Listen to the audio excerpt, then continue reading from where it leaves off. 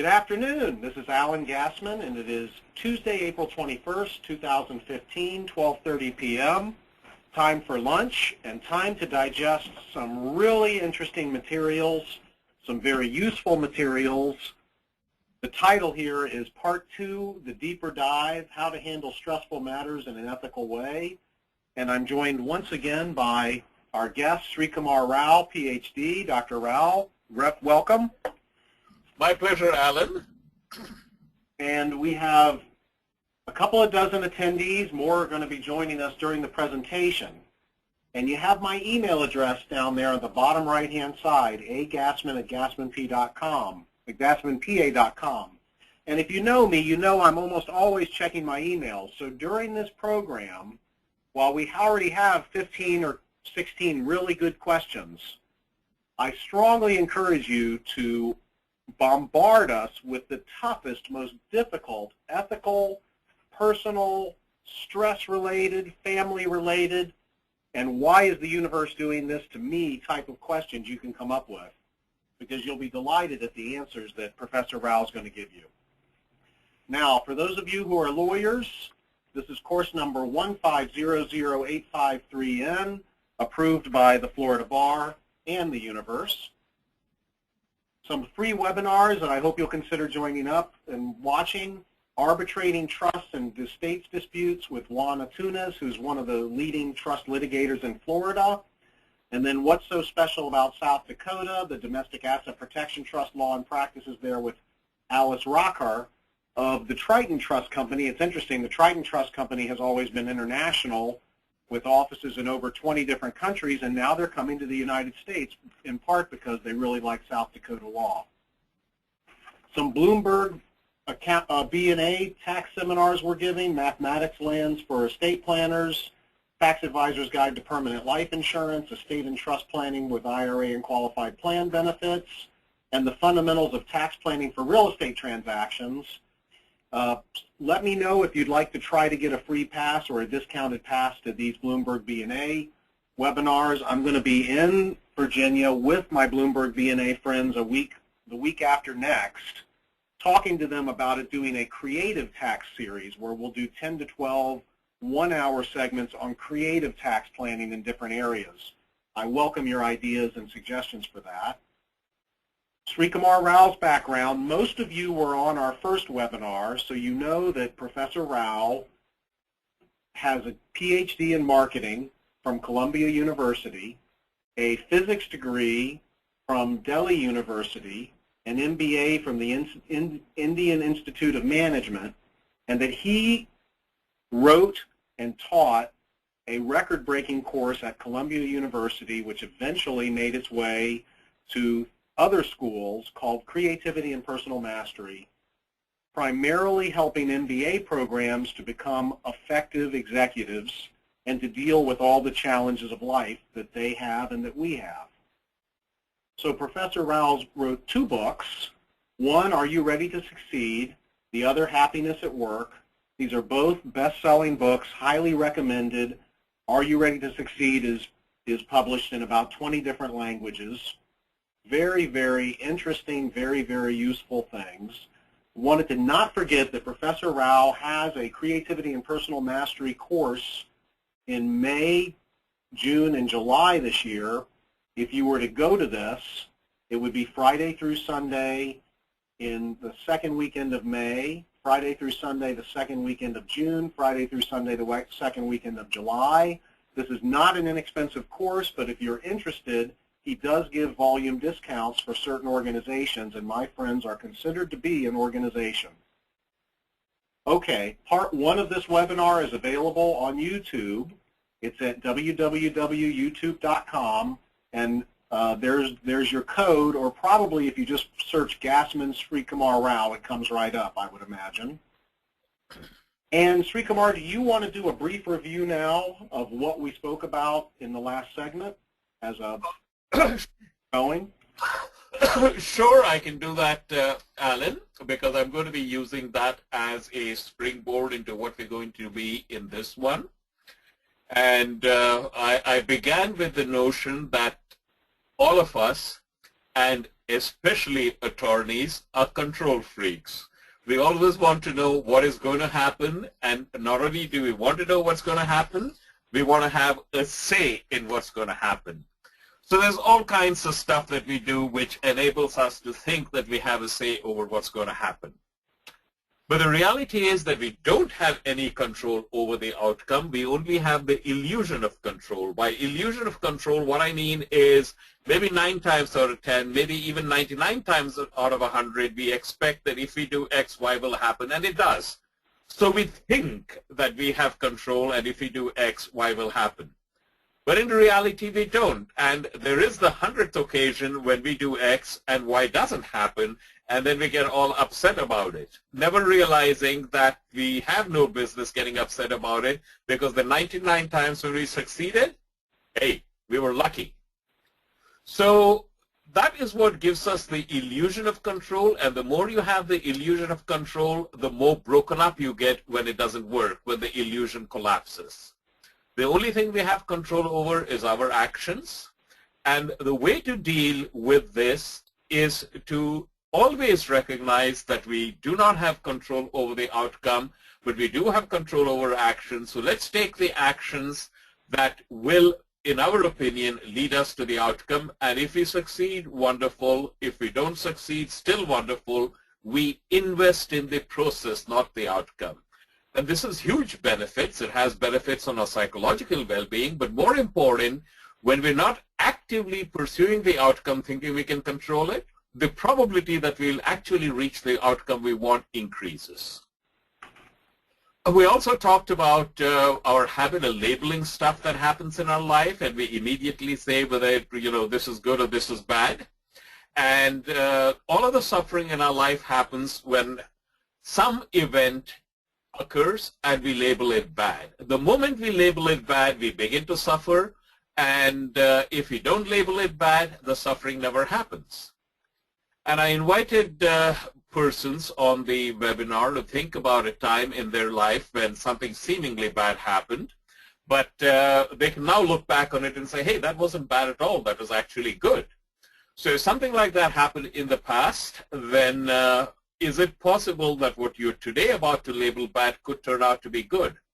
And if so, why are you in a hurry to label it bad? Because that's when the suffering starts. And then we talked about feeding the dog, not the wolf, which is another very important core concept in the work that I do. Inside each of us is a altruistic, let's help each other, let's save the world type of orientation. And inside each of us, there's a let me get what I can for me because I'm important and others are not orientation, and the two are always fighting with each other. And what we have to do is feed the dog, which is the one which is altruistic and noble-minded, and not the wolf, which is the let me get everything I can orientation. And when you do that, you will find that your life improves tremendously. And the last thing we talked about, which is also hugely important, is something Einstein didn't say it first, but he said it prominently, which is the most important decision that each of us will ever make is the universe friendly? Most of us live in a universe where the universe doesn't know we exist and doesn't particularly care. So some of the time it seems that the universe is behaving in a fashion which helps us. Some of the time it seems to be frustrating us, and most of the time it seems to be doing neither. It's just there and we're here and we go on our way and the universe is indifferent.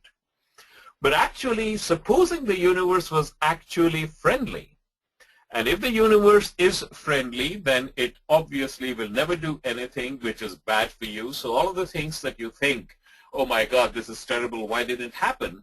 Maybe that's exactly what you needed for your growth at the point that you're in. Now, a very little thought will convince you that regardless of whether or not the universe is friendly, if you thought that it was friendly, your life would improve tremendously. And we talked about what are the things that you can do to inculcate that model into your existence. And if anyone's interested in details of that, they can go to the YouTube link you said, and go to the full webinar where I talk about that. Today I actually want to spring forward from there, and I'd like everyone who's listening to think about what is it that you really do. Now, this is something that probably most persons haven't thought of. You tend to define it as, what I'm doing is I'm being a lawyer, you're a real estate lawyer or you're a trial lawyer or whatever you are, and that's what I do. But that isn't really what you do. Let me explain. Supposing you see the scenario, there's a father who's playing with his son, and they're playing cops and robbers. And the son is he's a young child, maybe 5, 6, he's really into cops and robbers, and the father is obviously the bad guy, so, he's being accosted by the police and shot and maltreated and handcuffed and all the rest of that, and he happily acquiesces to that. Now, what's happening, of course, on the superficial level is that they're playing cops and robbers. But what's also happening is that the father and son are bonding at a deep level.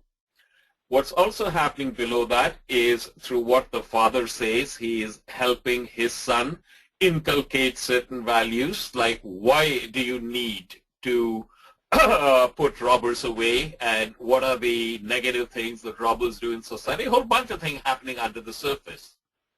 In exactly the same way, on the surface you're being a lawyer, but what's happening below that? And I would suggest to you, springing forward from where we were the last time, which is if it is a friendly universe and it's giving you exactly what you need at any given point, what you're always really doing in life is you're working on yourself. Now think about it. You are perhaps a parent. You are perhaps a partner or a spouse. You are perhaps a lawyer with clients. And in each of those cases, you are being the best such person in the role that you are playing. That's what life is all about. As Shakespeare said, all the world's a stage, and we play our roles, and at different times we play different roles. And we play each role to the best of our ability. But in playing the role to the best of our ability, what we are really doing is we are working on ourselves. That's the only thing we ever do in life. We work on ourselves. Now, the work is going on all the time, regardless of whether or not you're aware of it. But if you're consciously aware of the fact that you're always working on yourself, it makes things a whole lot easier. For example, you have a really difficult client, and at one time you retort inappropriately and you get into a screaming match with that client. And later on you say, hey, this is absolutely terrible. I lost my client, how sad, whatever. Now, if on the surface that's bad because you lost your client, but internally if you say what I'm really doing is working on myself, and you simply look upon this as an action you took which didn't work the way it should, and you're not going to do that next time. So from the perspective of you're working on yourself, that wasn't actually a bad thing. It had a positive outcome afterwards. So when you take that outcome, when you take that approach, when you're anchored in what I'm really doing is working on myself, then you'll find many of the other things which you would initially have labeled a bad thing is simply more grist for the mill in the process of your working on yourself. And that has a hugely beneficial impact because it'll make you very, very resilient. I also want to talk about why positive thinking is bad for you. And actually, that's a little bit of an exaggeration. I don't think that positive thinking is truly bad for you. In fact, it's helped a lot of people in a lot of tough situations, and I'm sure it's helped a lot of people who are listening in now who like to think that they're positive thinkers. But I just want to take it one step further, if you will. There is a flaw in the notion of positive thinking, and the flaw is the following. In order for you to think positive, you must already have decided something has happened and this is negative. And because something has happened which is negative, you now have to think positive, see the silver lining in the cloud, if you will, and bring yourself up. Now, if you go back to what I spoke about in the first webinar, which is good thing, bad thing, who knows, if something happens and you don't label it negative, then you don't need positive thinking to bring you out of the slump, because you haven't labeled it negative in the first place, so therefore you're not down in the slump. This is a much more powerful strategy. You will not need positive thinking if when something happens to you, you simply label it as this is what happened rather than it's negative. So you don't have to artificially bring yourself up with positive thinking. And of course, if you then say this is what happened, and you then start focusing on the process, not the outcome, you simply ask yourself, where do I go from here? Then you will be a hugely positive person. Others will say, gee, you know, I've never met a positive person as positive as this. But you're not really using positive thinking as we understand it. You're simply labeling things as they are instead of sticking a label on it. This is also a very powerful technique to use, and it works in virtually any area of life. And incidentally, all of these are very, very good methods for bouncing up from any adversity. Now, I don't know how it is for you folks, but in my life, I've passed through many phases, if you will, where I put my hand up on my head and I was about ready to give up. Oh my God, why did this happen? Why did this happen to me? And every one of us in life passes through times when we are beaten down, when we are depressed, when it seems as though the universe is conspiring to frustrate us in every way, and the notion of a friendly universe is quite far from what we are experiencing. When you're in a situation like that, the tools that I've just shared with you will help you bounce back. First of all, focus on the process. When you're feeling depressed, what you're talking about is, oh my God, this happened to me. Why did this happen to me? I'm never going to be able to come out of it. You're all thinking in terms of the outcome. And furthermore, you have the feeling that this negative outcome is going to last forever. But if instead you simply focus on the process, what do I have to do? You'll find that not only do you feel better, but you can dig yourself out of your hole very, very fast. I actually call this my dog food principle. And let me explain why I call it my dog food principle. We had a wonderful dog, which was really the life and soul of the Rao household. She was a mutt, but she was mostly a white lab. And we brought her up to be vegetarian, and you don't get vegetarian dog food very easily, so we used to order it in 50-pound bags from Amazon. And we had a big canister, and we'd fill it up. So every time I got a 50-pound bag of dog food and I filled up the canister and it won't hold all, so there was some left over, I'd say, gee, you know, I have enough for a long time. It's going to last forever. And my dog would just have one small cup in the morning and one small cup in the afternoon. Just that, one small cup in the morning, one small cup in the afternoon. And sooner than I expected, we'd run out of dog food and I have to order it all over again. It's exactly the same with the mountain of problems that you confront. It looks overwhelming, it looks very big, and you say, oh my God, I'm never going to get through it. Forget about trying to get through it. Don't look at the mountain. Look at your actions. Take one small piece of it, do it, and before you know it, you'll find that your mountain has disappeared. That's why I call it the dog food principle. And also the good thing, bad thing, you know, if something happens to you and you're depressed and you start thinking about, is this really bad? Is there any scenario by which it could turn out to be good? And then the final step, is there anything that I can do to make it good? Then you'll find that you're incredibly resilient. Very, very little ever gets you down, ever. Now I want to talk about, and all of these, by the way, are great methods of stress reduction. I want to give you a model to think about stress. And I'm willing to bet that a significant number of you feel that you are under stress. When I'm conducting a workshop and ask persons in the audience how many of you feel stressed, virtually every hand goes up.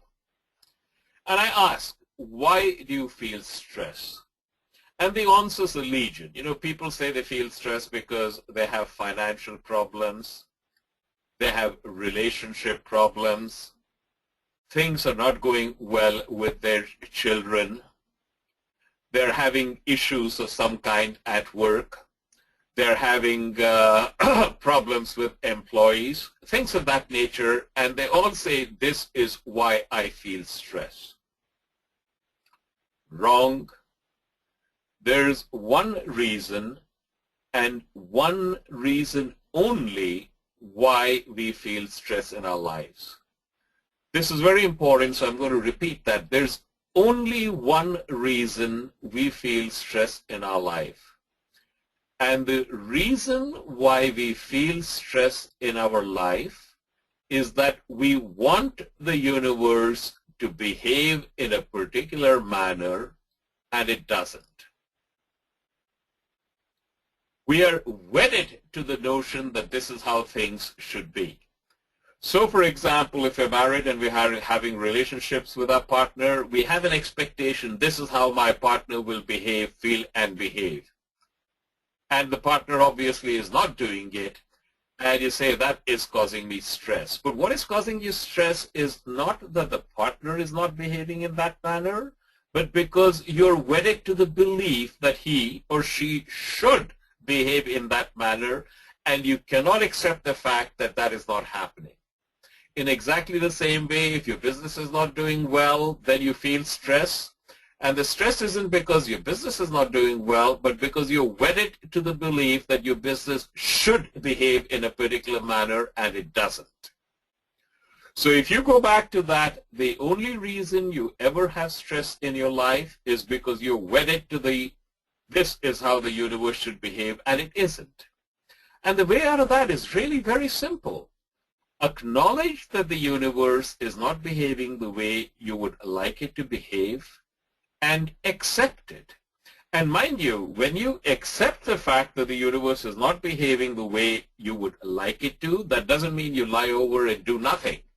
It simply means that you acknowledge that you had one expectation, that expectation isn't fulfilled, and good thing, bad thing, who knows, maybe your expectation, maybe, you know, it's a good thing your expectation wasn't fulfilled, but then you simply say, okay, I still have an expectation, and here are the things that I can do in order to try to reach what I would like to have happen. So your focus is not on bemoaning, oh my God, I wanted this did not happen. Your focus is, what is it that I can do to try to get to that outcome? And that's where you pour your emotional energy.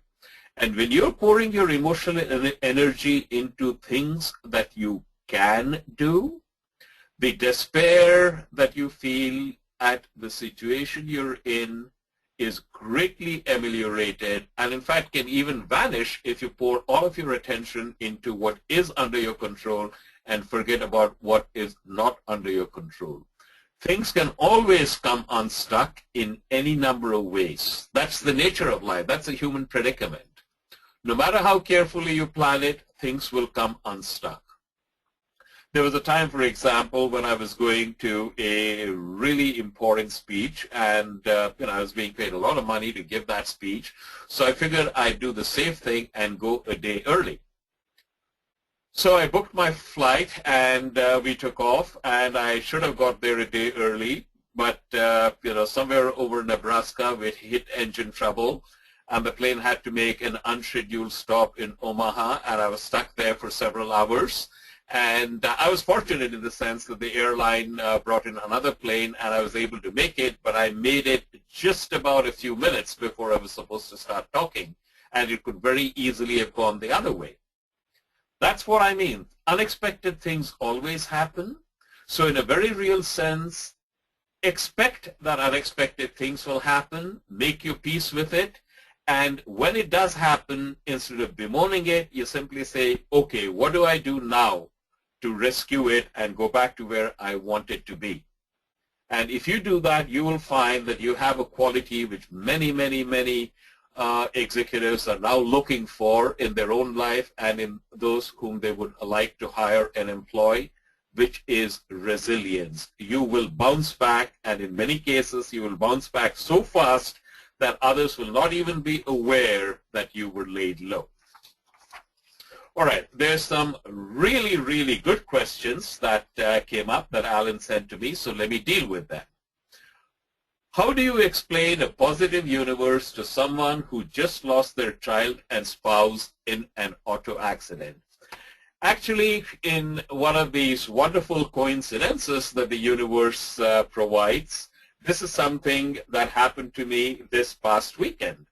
I was attending a social engagement, and this was the engagement of a relative. She's a wonderful girl, actually a woman, and she grew up in a household where when she was 6 years old, her mother died in a tragic accident. And not only did her mother die, but her mother was pregnant at the time, so both the mother and her sibling died, and it had a tremendous impact upon her father.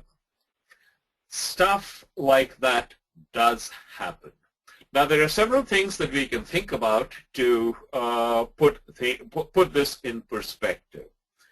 Every time we bemoan a personal tragedy, and this is a personal tragedy, and in terms of what I teach, this is probably the PhD level course.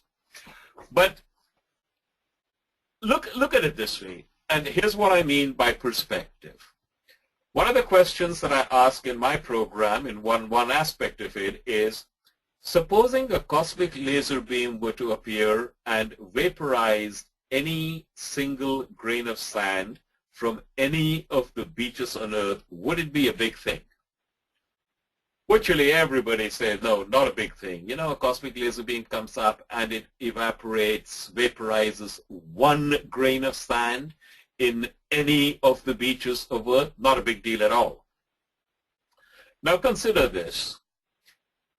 We are on planet Earth, which is whirling around the sun, which is a rather insignificant member of a galaxy called the Milky Way. And in fact, there are more than 100 billion stars in the Milky Way. And we know from the Hubble Space Telescope that there are well over 100 billion galaxies out there, and each of these has 100 billion or more stars in it. And all of these cumulatively are less than 6% of the total mass in the universe. So let's assume that our sun goes supernova. If our sun goes supernova, then it will expand rapidly and it will go beyond the orbit of Mercury, Venus, Earth, Mars, and almost up to Jupiter. In other words, the Earth will be swallowed up whole. If the Earth is swallowed up whole, all of the problems that we're concerned about, you know, how totally dysfunctional our Congress is, you know, the radical fundamentalist of religion and the problems that it is causing, the corruption, the environmental mess that we're facing, all of those problems vanish instantly, right? If something like that were to happen, then the significance of that is considerably less than 1 grain of sand vanishing. That's the scale of things are that in the universe that we're playing in. So that is to simply give some perspective on that in terms of what our role in the scope of the observable universe. So this will have an impact if you can step far enough back, but especially if you've just lost your spouse or child, it may not have much of an impact. but it does tell you, hey, there are bigger things at play, and do I have the ability to step out of my own really, really, really narrow world and see something else? Now let's look at something else. There are other things like take forest fires. Now forest fires can be terrible. They cause loss of life. They cause possibly destruction of animal species. They could burn down houses. And for many years, the policy, the Forest Service was, every time there's a forest fire, we'll put it out. And because they did that so successfully for decades, there was such an undergrowth of combustible material that a few years ago, we had forest fires that were simply uncontrollable. And we have now come to the conclusion that forest fires are important for ecology, and true, they do cause widespread destruction, but that widespread destruction also clears the way for new growth to happen. So something could be there, and we could genuinely feel it's a tragedy, but maybe there is some greater purpose which we cannot understand. So simply being open to that possibility will make it easier for you to bear the situation that you're in. Plus, let's think about one more thing. Someone who just lost their child and spouse in an auto accident are very quick to say, hey, this is a tragedy. But there is also the possibility that maybe we are put on earth for a particular purpose, and when whatever purpose we are put on earth for is over, we leave. And if that happens, then maybe the child and the spouse fulfilled their role and moved on. Do we know that is true? No. Do we know that is not true? No. So if you have anchored yourself in a belief in the friendly universe, you can simply say, I don't know the answer to this. I may never know the answer to this, but at least it is a possibility. So let me accept that it's a friendly universe and it did what's best, and someday I will understand, but you can then move on in your life. How do you explain a positive universe to a person who killed these people and has to go to jail for 20 years because they had 2 drinks before getting on the road and having them pull out in front of them, causing the crash? This is actually the flip side of that. This is not something that anybody would consciously want to do, but it happens. And once again, if you go back to what I talked about earlier, the only thing you ever do in life is work on yourself. And the only thing the universe ever does is it gives you tools to work on yourself. So the fact that you inadvertently caused an automobile accident which had tragic ramifications, it's highly unfortunate, but this is the tool that you were given. And let's not forget that many times people have changed, and they've changed quite dramatically. For example, if you look back, who was St. Paul before he became St. Paul? St. Paul was Saul of Tarsus, who was known for persecuting Christians. And it's only after he heard the voice in the desert that there was a conversion that made him what he became. So be open to the possibility that, yes, this is unfortunate, this is not what I would have liked to have happened, but it has happened, so what can we do going forward so it doesn't happen again? And when you do that, you'll find that there's a transformation in the way that you think and your life. What is with all the negative mental chatter that causes someone to work terribly long hours and make a lot more money than needed? How is this ever overcome? Actually, this is reasonably easy to overcome in terms of the procedure, but difficult because you actually have to implement the procedure, and that isn't as easy as understanding the procedure. And that is, you have to start with, these are my priorities in life. A lot of the time when we are working terribly long hours, we are actually running away from other things in our life. For example, there may be family issues, there may be situations that we are uncomfortable with. There are things that we know in the back of our minds that we need to deal with, but we don't want to do it. And it's very easy to bury ourselves in work and say, well, you know, I can't do all of that because work pressure is so heavy. So if you're honest with yourself, and in my program, there are several techniques we use by which you can identify your mental models and issues like this in your life, then you recognize that an imbalance is something that is never good for you, and by extension is not good for people who are associated with you. So the first step is you have to decide, this is what I am really interested in, and if this is what I'm really interested in, then that is a big rock and you have to put it in your jar first. Let me explain what I mean by that.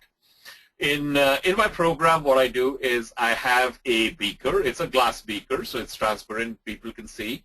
And outside, I have a whole bunch of stuff. I've got some fairly big stones. Then I've got some smaller stones. And then I've got some gravel. And then I have some sand. And then I have water. And I basically ask the persons to put in the stones. And they do into their beakers, and they get a few stones in. And I say, is that full? They say no, because then they can get some of the smaller stones in, and then they can get the gravel in, then they can put the sand in, and eventually they can pour the water in. And when the water starts overflowing, that's when they know that their beaker is really full.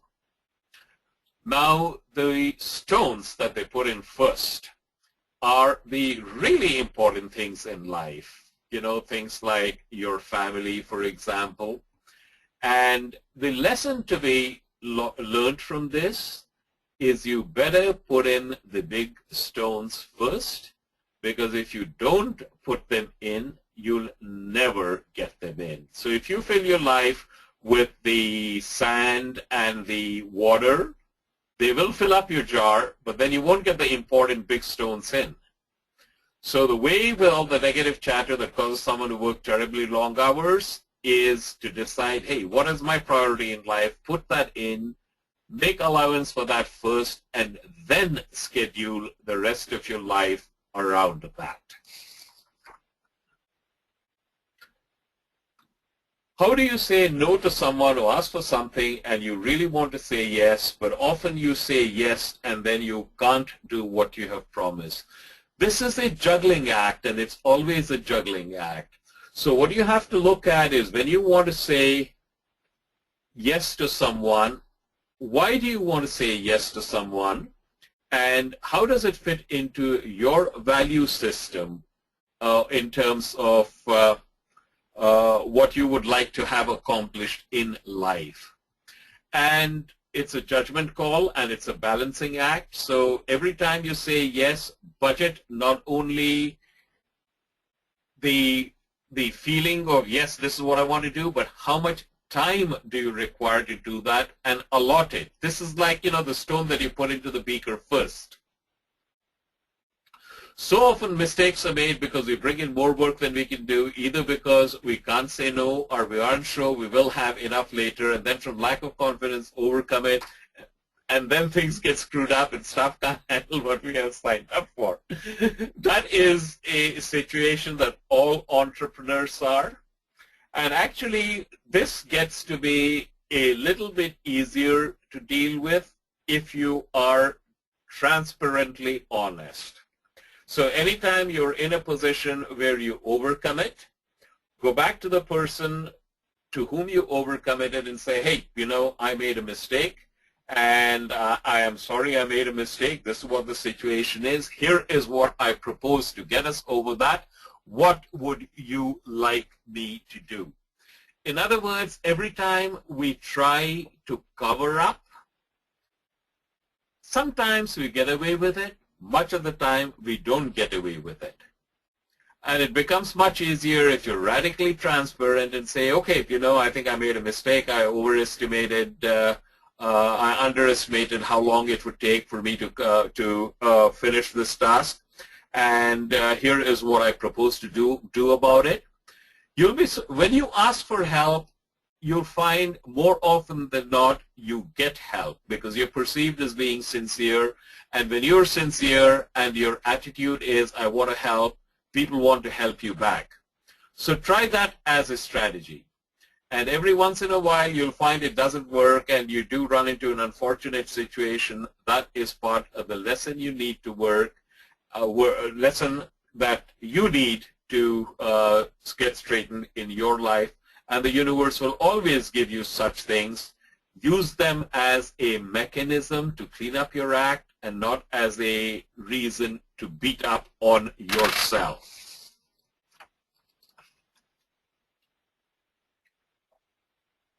How does meditation work? It seems,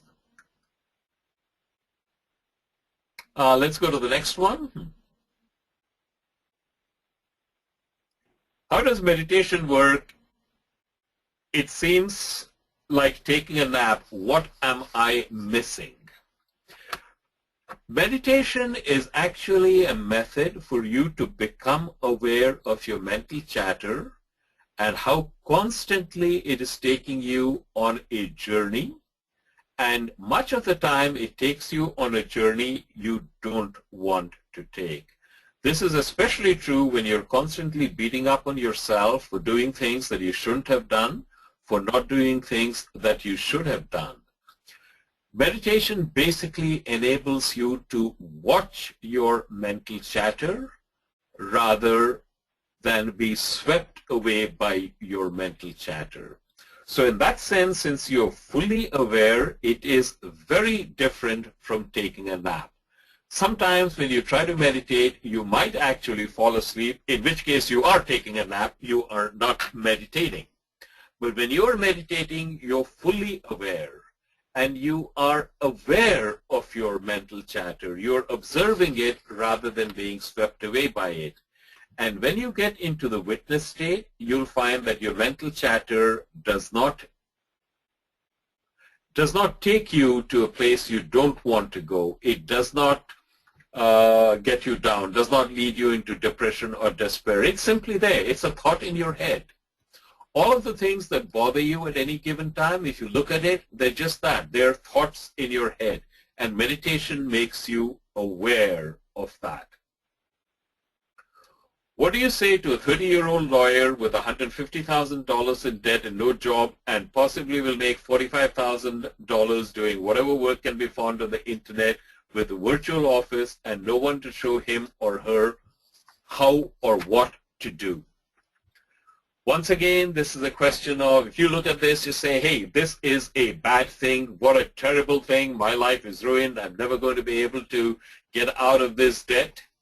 And the short answer is $150,000 in debt is just that, $150,000 in debt. Remember what I talked about with the dog food example. That debt can be chipped away in bits and pieces, but it cannot be chipped away if you are overwhelmed by it.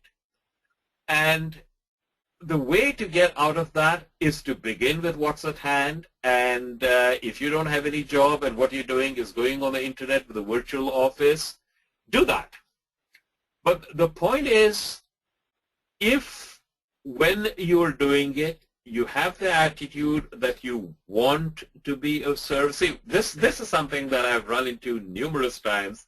I've had several law students from prestigious law schools like Columbia.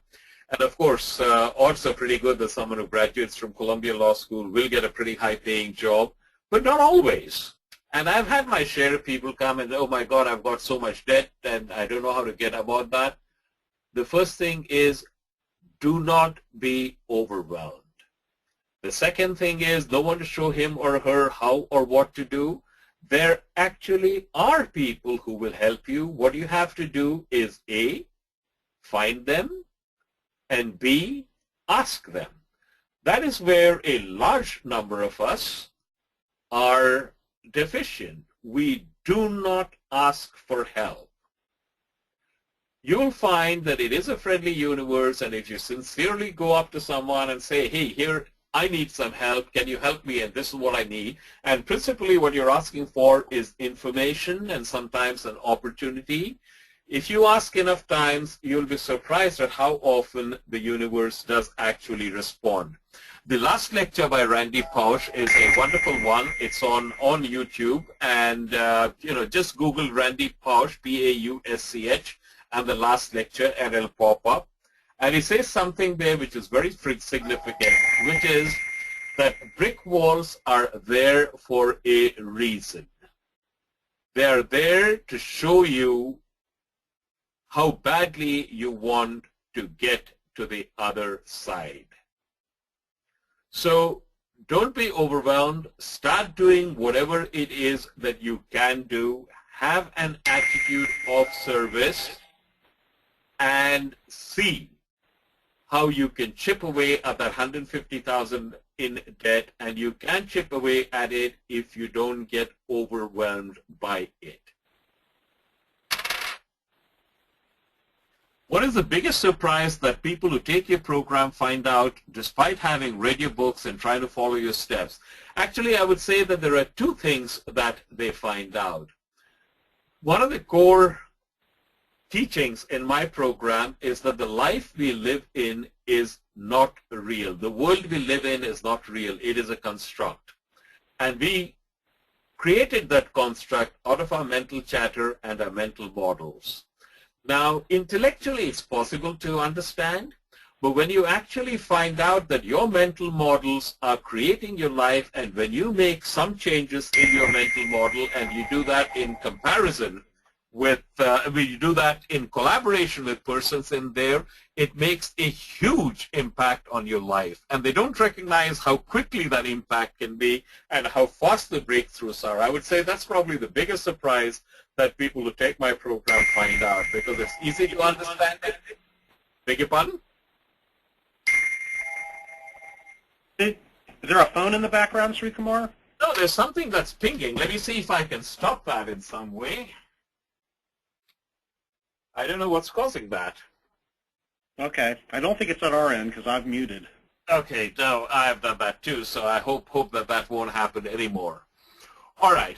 And that is the biggest change. That is the biggest surprise that people have, how quickly the changes happen, and how fast the changes happen, and how powerful they are. Srikumar, let me read you a question from that we just got by email. Sure. Professor Rao, we are trained in skepticism and then enter a system based so often on confrontation. This wears on us and leads to so many personal problems. Please explain how your program's self-awareness can not only help me personally, but also allow me to work within that conflict-based system. Yes, that is actually a wonderful question, and our entire legal system is based on confrontation. And in fact, many attorneys actually foster confrontation, because if you get into a really good confrontation, the billable hours go up. In fact, I was just reading a novel by Frederick Forsyth called Cobra, where it talked about someone who, an attorney who was dealing with a client who had been arrested for drug possession, and it seemed the case against her was not very good, and he was commiserating outside while celebrating inside because he saw many, many hours of high-paying billing. Actually, the way out of that is to recognize that each of us is playing a role. And even when we are being confrontational, we are playing our role. So it is possible for you to be in a space where you see the person is doing what he is doing, but internally you wish the person well. So let me share with you a story to show how this works. This was when when smallpox was being eradicated. And it turned out that there was a village in remote India, which is one of the very last places where smallpox still existed. So the United Nations, the health organization, planned a campaign, and it was almost like a military campaign, and the doctors who were involved with the World Health Organization went there, and there was a pre-dawn raid. And the police went in first, and they basically immobilized all the men in the village and tied their hands up. And the doctors went in quickly and inoculated everybody. And after they inoculated everybody, the persons who were immobilized were released, and the doctors were a little scared, and there was some trepidation. And the village headman went to his house, and he came back with several slices of watermelon and offered it to the doctors. And the doctors were taken aback, and they said, "Hey, what's all this about?" And the village headman said, "It was I don't know how to turn that off. Okay." And the village headman said, "Look, it was my dharma, my duty, to prevent you from vaccinating us. It was your dharma, your duty, to vaccinate all of us. And today your gods were more powerful than my gods, and you succeeded. But that's over now. And now that that is over, you are guests in my village. And as you are guests in my village, it is my dharma to take care of guests. And that is why I'm offering you watermelon." It is possible to bring such an approach to your life, even when you are in a confrontational situation. But the point is, you have to recognize it explicitly. You have to work to incorporate it in your life. And when you do that, two things will happen. Not only will you be much better personally, but the probability that whatever negotiation you are involved in will have a fruitful outcome actually increases. That is how you deal with a confrontational situation. That's fantastic. So Srikumar, we've come to the end of this, and everybody's still on the line, so I know they would like more. Would you consider doing a third program with us? Yes, I would. I have some travel coming up, so this is subject to my calendar, but the short answer is yes. Okay, super. I'll try to get some feedback from the attendees. Is there anything else you'd like to say, Srikumar? No, not at all, except that I really like the comments that many of the persons who were on the last webinar sent, and I would strongly encourage persons on this webinar to send me their comments as well. And I do have a program in New York. You put the details up on the screenshot, so if on the screen. So if anyone is interested in being part of the new program, I have a special offer to those who qualify. And if you're interested, they should send Janelle an email or call her at 863-513-3951. And I would say I've gone to this program. It was so good. I went again the next year. I brought a friend. He enjoyed it so much. He went again the next year. My wife is gone. It's a great program. I can't thank you enough for putting it together. Okay, everybody, have a fantastic rest of the afternoon, and may the rest of your time be both pleasant and billable. That's a good way of putting it, Alan. Goodbye, all. Okay, take care. Thank you very much. Bye.